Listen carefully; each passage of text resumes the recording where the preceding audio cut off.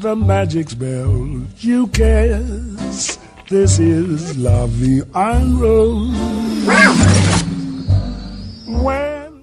The sequence that I have chosen to explore is the Disney Pixar film WALL-E.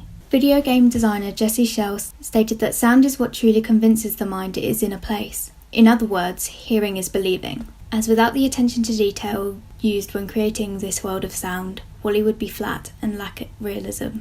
As it is an animated film, there is no set, so there is no natural environment to draw inspiration from when designing sound.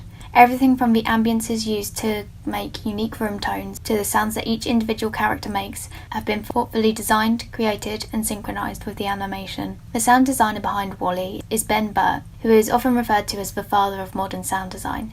He is most commonly known for his work on the original Star Wars films and the sound universe of Indiana Jones. Slow-tempo, ominous music plays at the beginning of the sequence, and this reflects the sense of caution that WALL-E feels towards the other character, indicating to the audience that something bad may be about to happen. As he moves, WALL-E emits a whirling sound, and it can be heard throughout the sequence as he moves. This was a sound that Bert first heard in the film Island in the Sky, when a soldier was turning an army radio generator.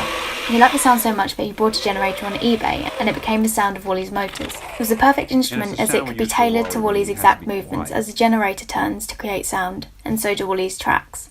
As long as the speeds of turning were similar, the sounds could be synced perfectly. When WALL-E moves faster, there is an additional sound added to the mix, in order to replicate the sounds that the machine makes when they work faster. This is a high-pitched sound that makes WALL-E's movements appear more energetic, and it was created by using the inertia starter of a biplane. The use of Foley is more time-consuming and expensive. However, it has allowed Bert to execute the sounds of WALL-E to perfection. This is why it is preferred to library and stock sounds, which would not be able to be synchronized as well as Foley sounds, which can be tailored to the movement of a character, such as with WALL-E's tread. At this point, the music is light-hearted and fun. The music begins to play after WALL-E shakes his head at his companion. It betrays the character of the cockroach to be mischievous, showing that he is about to do something that he shouldn't be doing. EQ is a form of audio tone control, a frequency selective filter that can cut or boost the levels of certain parts of the audio spectrum. It can be used to cut unnecessary highs or lows in audio. EQ is an essential tool when designing sound and can be used to clean up dialogue and remove room tones, which would make characters' voices cleaner before modulation, meaning that the voices in WALL-E are still recognisable as dialogue. It can also be used to isolate frequencies, such as with the sound that how the cockroach produces as he chirps and when he moves, that has most likely had the lower frequencies removed to emphasise the higher pitched frequencies, making him sound smaller.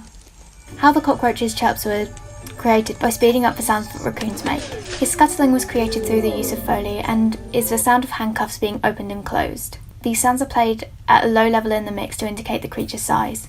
The sound of Eve's laser blaster is created by stretching out a metal slinky and hitting the bottom. You get a pew. That happens because the high frequencies travel faster than the low frequencies.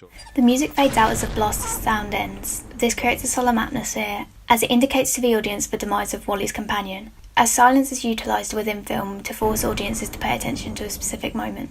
After this brief moment of silence, a small crackling sound can be heard.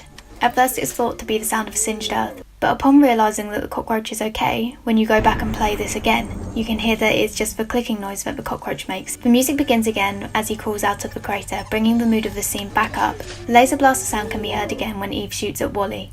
These sounds are used alongside the sounds of tyres hitting the ground as they explode, and Wally's screams to make the scene appear more realistic. All these sounds have a reverberation.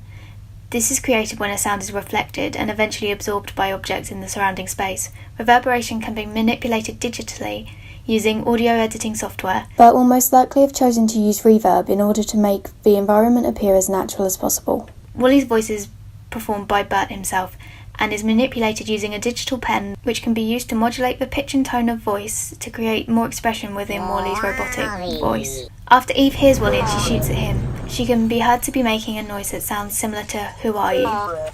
Bert stated, Wanted to have all the soul of a human being might have in the performance, but you wanted it to sound like the voices were synthesized, that they were coming from a machine.